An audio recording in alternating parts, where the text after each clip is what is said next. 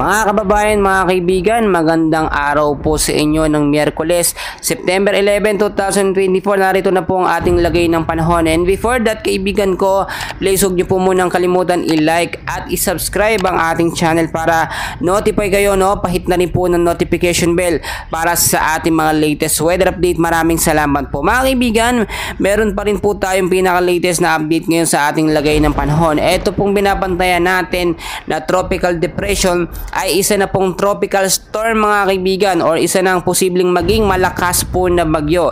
Ayon na rin po sa pagtatala ng Pag-asa, ito po may layo ngayon na 2,165 kilometers eastern Visayas po siya, mga kaibigan, no?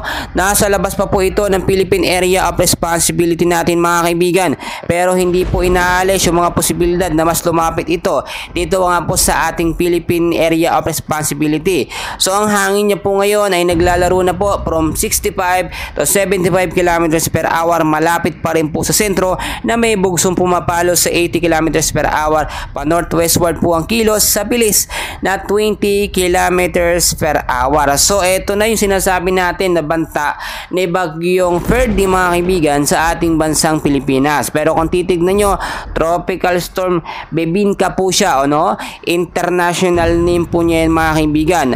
At alalahanin nyo, ito po sinasabi natin si Bagyong Ferdy o Bebinka sa international name ay posibleng mas maging malakas po dito kay Bagyong Enteng, no? Dahil kung titignan po ninyo, nasa 65 kilometers per hour pa lamang siya. Pero kagandahan nito, ito ay nasa labas pa naman ng par. Ang kinakatakot lang natin, mga kaibigan, ito ay lumakas, no, bago pumasok sa ating bansang Pilipinas. Inaasahan din na ayon sa pagtatala ng Pag-asa, within 24 to 48 hours ay posible ito maglandfall, mga kaibigan, dito po sa may bandang North Luzon, mga kaibigan. Yung direction po kasi niya ay tinatahak yung bandang north, no? So maging alerto at maging handa na lamang po tayo, mga kaibigan. Bukod po dyan sa tropical storm na yan, ay meron din po tayong banta ng hanging habagat or southwest monsoon, mga kaibigan. So forecast weather condition muna tayo, mga kaibigan, no? Na sa area po ng Caraga at Davao region, mga kaibigan, maulap po na kalangitan ng mararanasan dyan.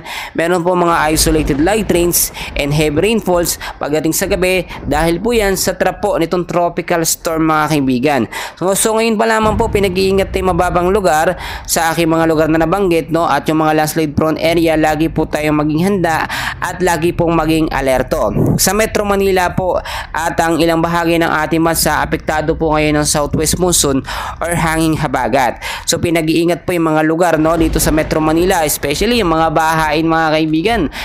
Lagi-lagi na lamang po yan. Pag may bagyo, lagi talagang hindi tayo natatapos sa baha, no?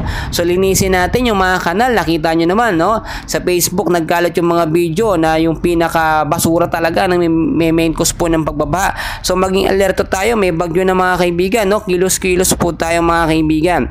Ayon na rin po sa pagkatala ng Pag-asa, mga kaibigan, 3, no, hanggang 2 bagyo ang papasok ngayong buwan ng Setyembre. So nakakadalawa na tayo, si Bagyong Enteng at si Bagyong Ferdy. And hopefully yung pangatlong bagyo na si Henera hindi na po pumasok sa ating bansa. So manalangin po tayo, no, maging handa and be ready, no. Laging ko pinapaalala, kung wala naman kayong lakad sa hapon at sa gabi, sa bahay na lamang tayo para iwas din po tayo sa pagbasa, no, or iwas tayo matamaan ng biglaang pag-uulan. Mga kaibigan, patuloy ko kayong i-update, and please huwag kalimutan mag-like and subscribe for more weather updates. Maraming salamat po.